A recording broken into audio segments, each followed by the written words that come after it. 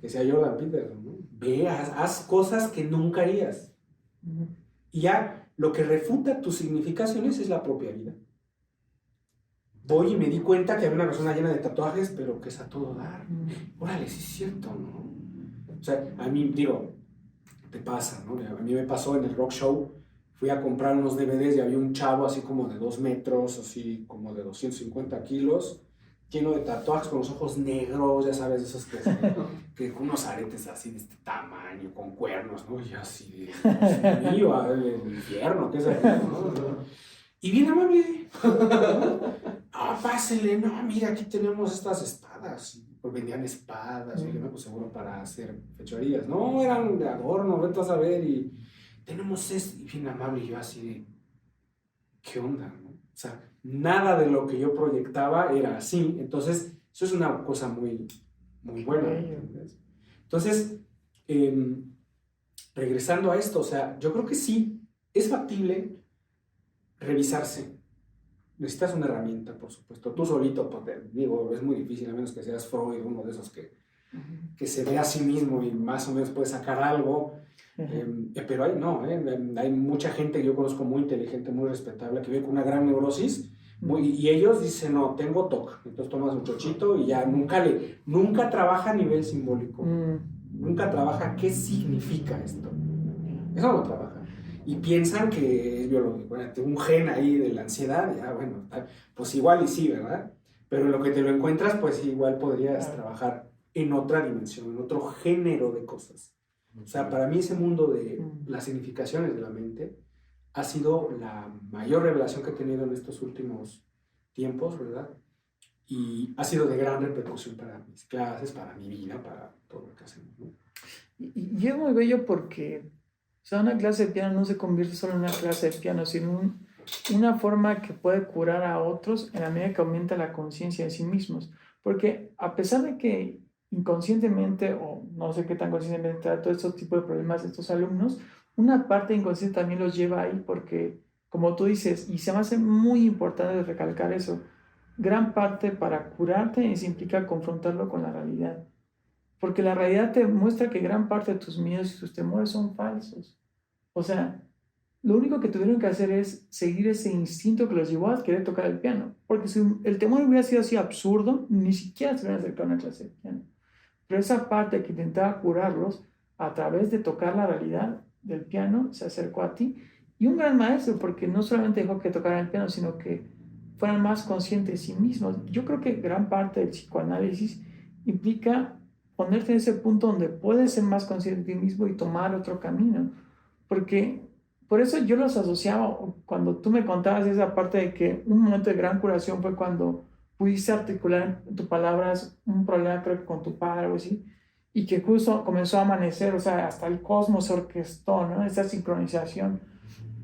Yo creo que gran parte de la cura del psicoanálisis tiene que ver con saber articular algo, con aumentar la conciencia de ti mismo en ese sentido y poder darte la posibilidad de tomar otro camino.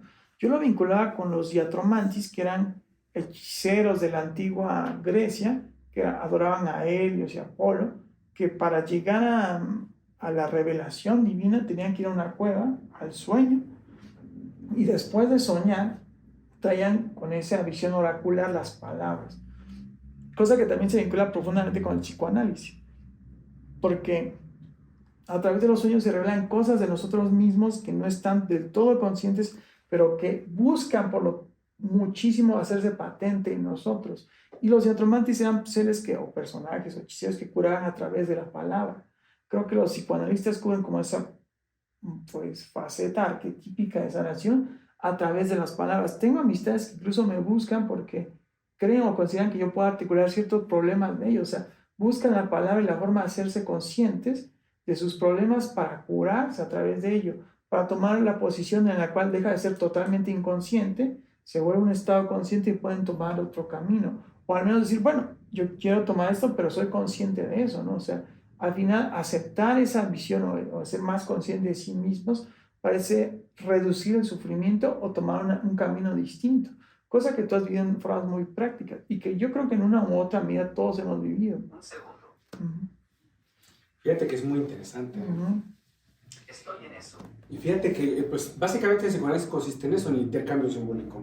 ¿Sabes qué? Yo, lo que no tiene sentido mi sufrimiento. O sea, el paciente al psicoanálisis lleva en medio del sufrimiento. No tiene sentido, no tiene sentido. Entonces, ese es el parletre, el hablancer. O sea, llega un paciente y habla, y no tiene sentido. Entonces, y yo de pronto digo, a ver, el analista lo que hace es, vamos a ver, yo veo esto, yo lo veo de otro modo. O sea, hay un intercambio simbólico, hay una espiral. Que, si el otro es capaz de decir, mira, esto no lo había visto así, ahí hay un intervalo, lo que se le llama. O sea, estás acá, entonces ahora él puede quizás verse desde fuera, desde otras categorías simbólicas, y regresar. ¿Me entiendes? Eso es como el análisis, es esta ida y vuelta. Y todo lo hemos experimentado. Cuando alguien te pide un consejo, es esto.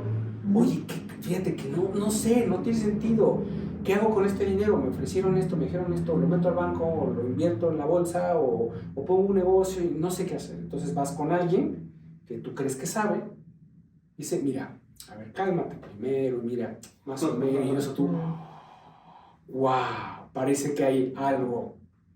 Wow, lo que hace es darle sentido. Y como bien dice, sí, o sea, mucho de ciertas curas es con poder verbalizarlo, o sea, darle sentido lingüístico a algo que estás por enfrentar o algo que viviste, algo a lo que puedes regresar. Es muy loco, ¿eh? Es muy loco. Había esto no sé si no lo he comentado porque tiene rato que no hacemos el podcast, pero hay un caso clínico que cuenta Alfredo Eiderstein, de una chica que llevaba 14 o 15 operaciones de nariz. Se operaba patológicamente. Y no era porque el médico quisiera cobrar, porque su papá había sido un doctor, había muerto, era muy amigo del cirujano que lo operaba. Llegó un día que el doctor le dice, yo ya no te opero más, tú no tienes nada. ¿Por qué te operas? ¿Por qué te operas? Bueno, resulta que ella logra decir, a ver, no me acuerdo quién, la hermana, la tía, la cuñada, decía, eres muy fea. Tú eres muy fea. Entonces lo que te digo es voz de otro, o sea, está atrás del espejo. Estás fea. Entonces, a ver, si me arreglo la nariz, ¿verdad? Pues voy a estar bonita, ¿no? Y entonces, y de pronto el psicoanalista dice, a ver, ¿qué tienes que hacer? ¿Cómo retroalimentas eso? Y dice, oiga, ¿y no se ha puesto a pensar que usted no es la que piensa que está fea, sino aquella persona? Y la otra, no, pues sí puede ser, ¿no? O incluso, dice, que ella haya pensado que usted es muy bonita y se lo haya dicho nomás como para fregarla, como para que le tenía envidia de lo bonita que usted. Lo que haces es darle sentido. Y esa persona se murió. Entonces, la idea de verdad, de encontrar la verdad, qué es lo que el otro pensaba, no tiene mucho sentido. Ella se murió. ¿Cómo vas ¿Y para qué quieres saber? Lo importante es darle sentido y decir que de pronto el analizante dice, oye, pues la verdad que sí estoy bonita, ¿eh? Y estaba bien fea. Aparte una vez me hizo una ahora entiendo por qué me arruinaba las pinturas. Ahí comienza un proceso de cura. No necesito arreglarme la nariz. Pero de pronto en el fondo estaba esa tontería, ¿me entiendes? Y llegar ahí, bueno, eso es lo que dices, cura lingüística, porque cuando lo hablas, cuando lo verbalizas, cobra sentido. Sentido estructural ahí. Y de pronto, tiene sentido. Y pues, lo que, por ejemplo, Jordan Peterson decía, hay gente que le digo muy mal, y el sentido que le da esa tragedia es poder ayudar a alguien más. Claro. Y a través de tu sufrimiento, mira, güey, a mí ya me pasó, ¿qué crees? Y gracias, y no manches, y logré transformar esto en algo verdaderamente que me llena, ¿no? ¿Me entiendes? Y es muy bueno lo que dices, porque al final señala que esta, no sé si paz, pero también tanto la paz como la perturbación es una conquista interna, porque implica que si esa persona, todo el mundo le dijera que está bonita y es bella, si ella le hace más bien caso a la voz negativa y etc., no la va a conquistar nunca. O sea, al final tiene que ver con la interioridad. Y eso de darle sentido se me hace muy bello y muy significativo, porque me recuerda a este caso de un autor que se llama Viktor Frankl, que escribe Busca en vida sentido. Y justamente en un campo de concentración no son los que externamente eran los más robustos, sino los que lograban encontrar un sentido a su sufrimiento, que lograban salir adelante. Una cosa que se me hizo muy bella es que, resignificando en un momento de suma angustia y carencia espiritual, porque estaban en el campo de concentración y robaron, o sea, todo el día los golpeaban, con tu dedo índice rodeaba su hombro, ¿no? O sea, todo el tiempo estaban famélicos, estaban con mucho desánimo, mucha depresión, mucha carencia.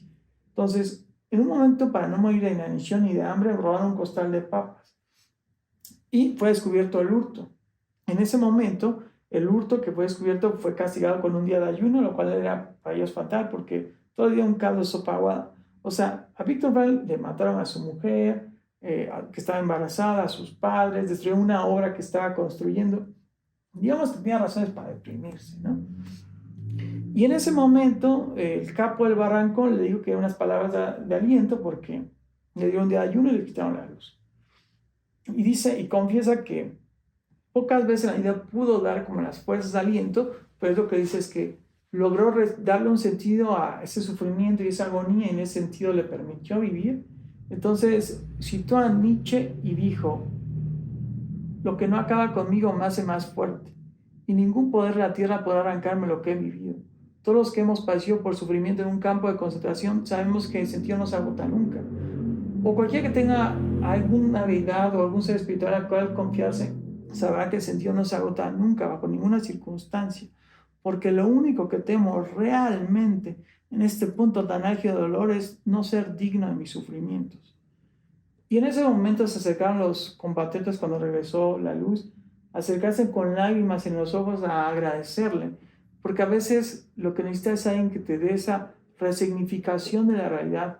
Pues la realidad siempre está ahí, pero qué sentido le estás dando es lo que importa para darte fuerza. Y ese sentido es lo que nos puede penetrar y permitirnos existir en la vida, lo cual significa que muchas veces no hemos descubierto otra óptica. Por eso el diálogo vivo, como es la clase de un psicólogo entre amigos, puede permitir curarte, porque te da otros espejos, otras ópticas que le pueden dar sentido a tu vida. Y cosas que seguramente se te han de escapar. Si no le has encontrado una óptica, un sentido superador, es porque probablemente hay un espejo o un diálogo que debas tomar con otros o que no has visto. Totalmente. ¿Cómo ves, Chucho? No, ya ando fascinado. Interesantísimo. Claro. Muy bien, muy interesante. Y Víctor Frank es esta persona que cree que el sentido no se agota nunca, ni en tu último suspiro. Es como, y a mí me gusta en el sentido como lo que dice Whitman, como que el aire que respiras está destinado a ti desde la eternidad, como el latido de tu corazón y los vínculos humanos que tienes. Es decir, que no has accedido por completo a ese sentido y por eso estás de alguna forma permeado por la existencia. Solo es cuando logras acceder a ese sentido por completo y que te rebasa en alguna medida que puedes reconciliarte con la vida.